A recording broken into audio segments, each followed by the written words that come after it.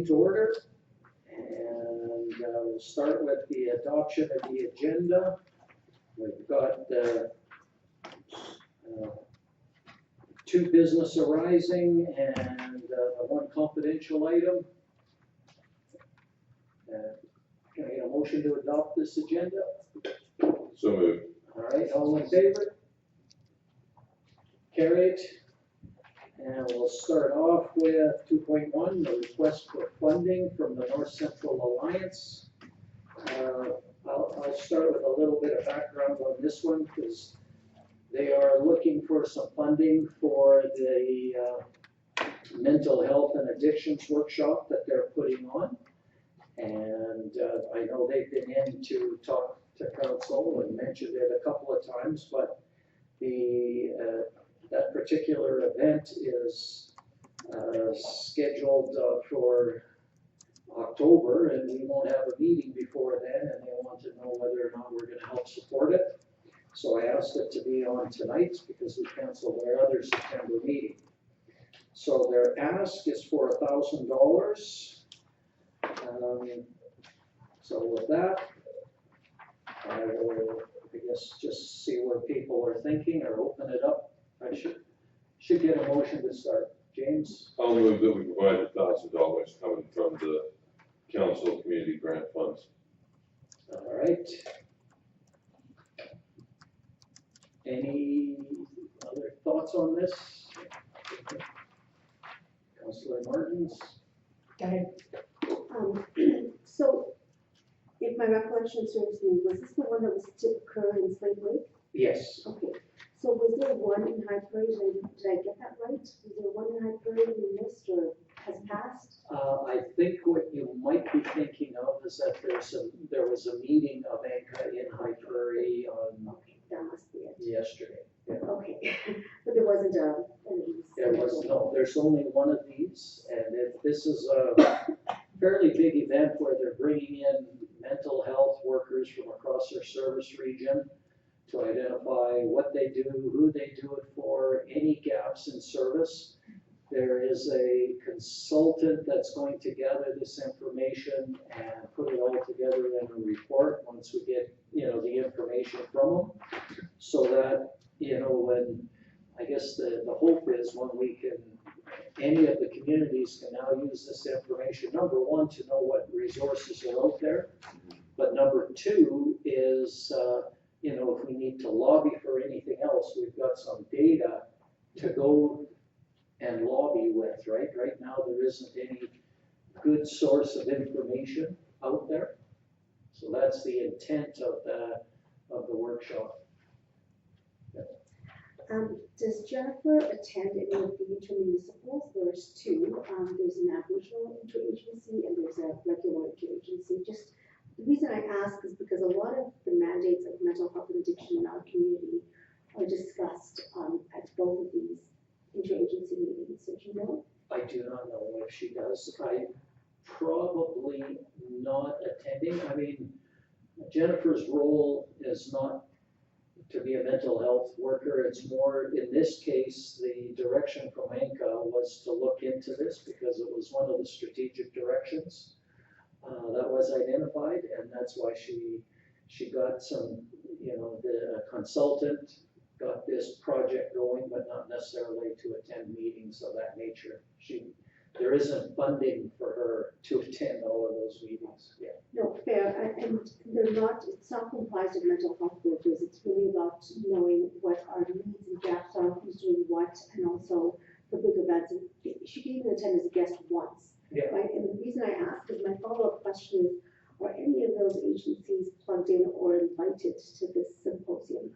Because I see there's relevance to, there's some core agencies in town that provide this service, and if they're not involved, to give money to a symposium where there's some relevant agencies that their mandates are being spoken here. So I'm just wondering.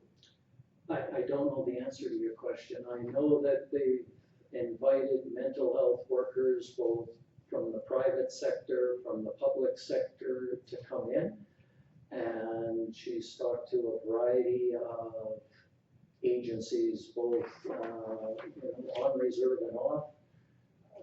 I don't know the specifics of who from each of those organizations. Yeah. I think that she's got like 85 people on her list. I don't know how many have confirmed that they're attending, but they've got quite a list. That's all. Yeah. Your worship, if you have one thing? Yeah. The other thing is with ANCA, they do have membership in there that is First Nations from the area. So they would get input from there. And hopefully they would also voice to say, well, why are you doing that? Because we're going to do that here.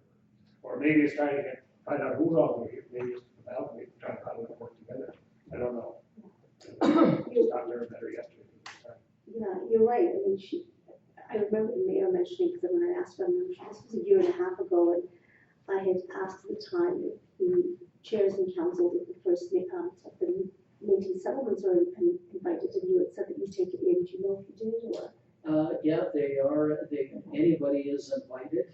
They're, yes, yeah. There's gonna be just more for information, not really related to this specific ask, is that there's going to be a request coming in a part of our budget discussions if we would help support the ongoing operations, because the grant that they got to operate is wrapping up, and they need some interim funding to help keep looking for grants. They think they can get another grant, but there's a time in between, and she talked about it before, about that, so anyways, that's just another ask coming from them in the future. And then the concept is anybody that wants to join would have to pay that fee, and it makes it that they would want to be there. That's for tourism. Well, there was tourism and for ANCA, so sort of two different asks. Yeah, tourism, one, whether we wanted to join that regional tourism board, and two, whether we want to support ANCA moving forward. Yeah. Anyone, the mayor, anyone on council, recall she presented a budget, like a forecasted, how much is the symposium costing, who some of the funders, like, where she's gotten money from? Is 1,000 a small percentage of the ask, is it, do you know? I can, Yeah, from what she talked about when she's here at our last meeting, it was $1,000 is nominal in terms of the overall budget. And I think that they do have some big funders, but they needed the funding. The ask for us is to meet some of the hosting needs and things like that. Do you recall what that budget was? I can't remember. 20,000 less? I knew what it was. You got some numbers from the US. yeah, I can say that all of the other communities involved in ANCA have committed $1,000 towards this. And some of them have committed the $1,000 and some in kind on top of it. And, so there's some of that kind of stuff. She also did say that perhaps if we wanted to, we could do all of the printing for this as an in-kind donation, as opposed to trying to get it done somewhere else, so that's another option. But given the current state of our workforce, I would say probably money is a better option. Yeah. And just one other thing, printing is just not documents, it's also printing a signage and stuff like that. Yeah. Directional signage or whatever, which necessarily wouldn't be staff being able to do it, that would have to go to somebody that does that. And it wouldn't take very long with the sign company to bring up $1,000 worth of bills. And the same thing with us, it's, staff maybe if they're available, but then machinery, we get charged per copy, we get charged for our paper, toner, everything else, so it's not costing anything, it's just a hidden cost, so. Oh, yeah, and manpower to go with it, too. Sure, so Well, given the fact that we're missing 300 people from the office right now, I think that we'll stick with the money. So what is the final output that's going to happen? This is the report? The report, yeah, that's the final outcome, is the report. Anything else? No. Still So this was sent to the town, but it says to the mayor and council of Big Lakes County, so this went to them as well. It went to all members of, Okay, so is Big Lakes County a member of ANCA? yes, Okay. So unless there's a different letter, they're asking for $1,000 from the town and Big Lakes to supply promotional merchandise or a small item to be included in each package. There's no request for money from Big Lakes. I think what basically happens when you do your letter like this up to multiples, you just, or it's copy, paste, and then you go change the addresses or addressees. And in this case, they forgot to take Big Lakes off of that, but with the, there would be, it wouldn't be the same letter, she could go in and adjust each one. It's just, she missed this part here, was sent to the. Okay. All right. I will say that they did, or she did ask if people had any swag to put in a swag bag for all of the participants, that they could do that also, or you could. But it's sort of different than the $1,000 ask, is that, you know, if we wanted to give everybody a high prairie pen or something like that, we could, but Do we even have any of that? I don't know. I'm just saying, you know, or whatever we wanted to, if we wanted to contribute to the swag bag, we can. What do you guys? Can I just ask Shannon? Yeah, sorry. Shannon, how much have we got left out back there? I know I looked in that closet, it's very thin pickings. It's very slim pickings, but we do have pens and pins and stuff still, and maybe 2 hoodies. So, yeah, I mean, we can, Take a look at that. I'm not sure, because the numbers that they have in there, planning more than 100 people attending. yeah, it would be, I suspect under 100, but around 100. Yeah, We got quite a few pins. yeah. So is this open to us to attend as well if we wanted, just to see what's being said and offered? Or is this strictly focused for somebody like John, who is part of mental health and whatever? Yeah, the focus, the primary focus is the mental health workers. It's not open to the public or to all of the councils or anything like that. The ANCA members can attend, but they're looking at maybe putting them to work to gather information at discussion tables and that kind of thing.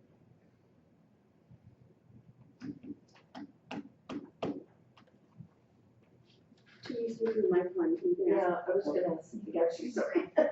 So what was the date of this? It's Second. October 2nd. Okay.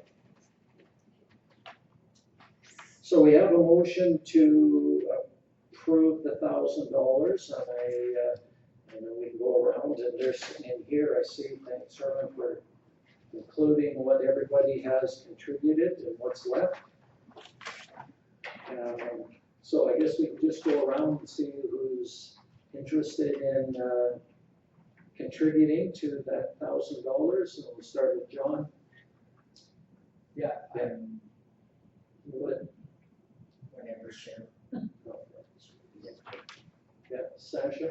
I would also, I just have a question on our next meeting being October 10th. I believe it was October 8th. 8.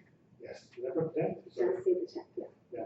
Doesn't have to, because I just changed my phones. Right. That's That's the day for Thanksgiving, and I That was wasn't missed, sure. September 10th? Oh, it's scheduled until October 10th, I'm sorry. Yes, So, see that. okay. First time in the saddle again. Yeah, I'm good with contributing. James? Yeah. Therese? Yes. Yeah, and Donna? Donna, are you good to contribute? I'm thinking, Oh. Okay, and everybody else is contributing? everybody's contributed so far, yeah. Okay. Okay. I'll contribute. So an equal split, so that would be approximately 16 point something percent for each. Yes. So $160. Okay, so, yeah, we can just divide that $1,000 up between the 6. Then we have our next agenda, oh, Yeah, you need to vote on that, I know we said we. Oh, right, still yeah. need to- yeah, thank you. All in favor? Carried. And then, moving on then to the proposed group home in High Prairie. So I'll just give a little introduction, then we can get a motion. I thought we really needed to do something with this because we had the fellow in wanting to move ahead with this, so I asked Herman to put it on because we don't have our next meeting. And so, yeah, and with that, I'll let Herman explain some more after.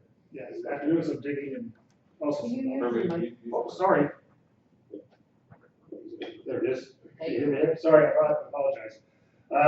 So I did check into this because it's the development officer that actually has responsibility for this. It's not council. What would happen is the person didn't come to council to give us a head up with what they're doing, but they're responsible for then submitting a request for change to the bylaw, and then the process begins with that. We would work with them, like either myself or the staff here, or even from MMSA, to say, okay, this is what you need to do in your request, you're missing this, you're missing that, or what have you. Type it all up so that we could then get an amendment to the bylaw, and that's done in one, that he's attached this to the draft, but it's nothing finalized. And that would then come to council for first reading, once the bylaw's been, the amendment to the bylaw's been done. Council would provide first reading of, and then schedule a public hearing. You can't do a public hearing or anything, meeting the public for in advance. In that it would probably be seen as making a predetermination on a decision on the bylaw without having read the bylaw. So, but I'll put it up to council anyway, so we can go ahead with this. But basically, it's the direct administration to go ahead and do the work we should be doing, and we're to commit work with it. We'll see in the motion. Yeah. Option one. Option one, yeah. I always put option one as what we do is referral. Something else, we'll add some extra information. So would anybody like to make a motion on this? Now that we got a little bit of background to it. It's a little different because these are all just coming out of short term or quickly. I actually, will recuse myself. I'll make the motion that council consider the information provided and direct administration to work with the applicant on the application for the land use bylaw amendment received prior to approval of the development permit by the development authority. So basically say go ahead and keep working on the process, which would mean it would have to come back to council, right? Yes, that's correct. He would do the bylaw. There's no guarantee that it will go through, but he'd work with them and then get it to the point, and then once council makes a decision. Yeah, so we gotta bring it back for first reading. Yes, once the bylaws. Once the Bylaws bylaws are- are done, yeah, and then we can go from there. Any other questions on this one? So other than the question I asked last time the gentleman was here about a public engagement, I heard the CAO about, you can't do one before the other. Does council have any other considerations? I mean, that was the person that came to me. Is there anything else before we kind of move forward with this? Is there anything else we should be considering? It's residential right now, and so, I'm asking the question because I don't know, that was the only thing that came to my mind. It is not something that's in our land use bylaw, it's not approved, so it has to be looked at. Our MMSA has said, yes, we could fit it in. And then obviously, if it can be changed and it's somewhat appropriate, then of course, in the public hearings to decide whether people have any issues and concerns. And then council decides after getting all the information, whether we would approve the amendment to the bylaw. So, yeah.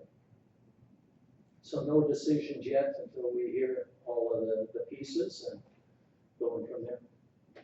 Donna? So, I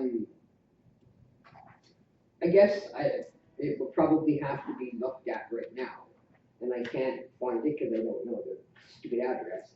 But what is Mita listed at in that area?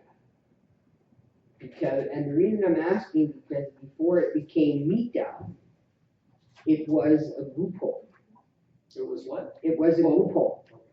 It was I think a four-bed group home for girls. So I'm just curious as to what it was back in the 70s, if it was residential, and then it changed to institutional once Mita took over, or if it's still in that same R2 classification as what this is. Okay, basically, and I did get some of the information, is when this was approved, it probably shouldn't have been. It's probably the best way I could explain it. But when they approved it, it was something that the community and all that. And that does happen sometimes when people get in a hurry to get things approved without following throughout the process. So it's too late to go back to a place like that and say, or to even refer to it and say, well, why can't we do it if they did it? Okay, Okay, you can't say, why not me, unless you've got something in the bylaw now. And so with Gannett working on this, you would then say whether it's primary use or discretionary use. So if it's not primary, it's automatically, basically, but discretionary, then you would look at certain things, factors or whatever, as to what's in the neighborhood, if there was, say, next door to a school, or if there's something that could affect that. Or, you know, whatever it could be, a negative impact.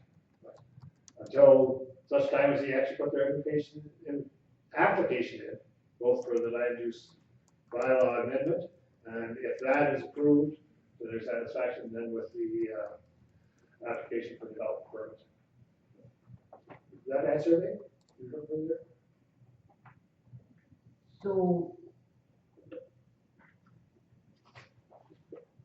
so I mean, you could, it's interpretation, right? So, I mean, like for an R2 discretionary use, a childcare facility. It doesn't say daycare. A childcare facility could be considered this group home, because that's what they're doing. And I'd have to check in the actual bylaw, because within the bylaw, if you have a use of some sort of discretionary primary, there's usually a definition for the usage. And that spells it out there, what, you know, is included in there. Because a good example is the whole issue of retail stores. And if it was subject to, you know, approved for say retail, doesn't necessarily mean it's approved for a cannabis shop. Right. Or a record store or something like that. It'd have to be a specific area that's approved for that area. Does that make sense? So I guess we need to look at what the land use and what it defines as a childcare facility. Yeah, and that's where the development comes in. And when the bylaw, change for the bylaw comes forward, then we would provide all the information, open up all the books and that, and take a look at it. Okay.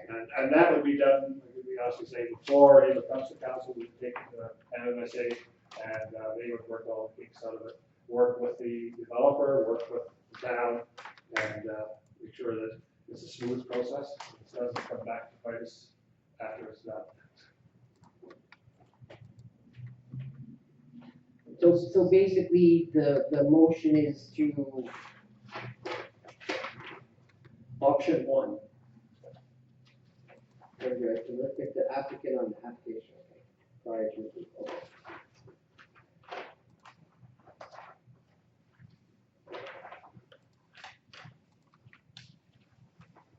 Okay, anything else on that? Anyone else, what is Mita's use today? Is it R2, is it residential? What I is it? suspect it's R2 in there, if that's what he's talking about changing. I haven't really got into the details of it, because it's only my second day. But I'm just trying to get it, but, yeah, it would make sure that wherever that needs to be changed, it gets changed.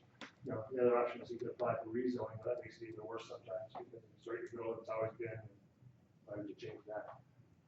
But that does open the door to it. I think that was, but we're talking about the 80s or 70s even when that was done, right? The original one over here. Yeah, so that's grandfathered in. Like, yeah. That building itself, yes. Yes. It was approved, so it's stamped, approved, you know, we made a mistake, it's the same as. Well, we didn't make the mistake. Administration of council today. I never had to take on board that shit. So yeah, lots more information needs to be gathered, and I think all we're saying at this point is, yeah, go ahead, gather it, proceed. You know, this probably didn't even have to come to us at this point, but it would come back around once we got all of the information and put some good ideas on what we want to know, like what's the equivalence in other areas and how it equates.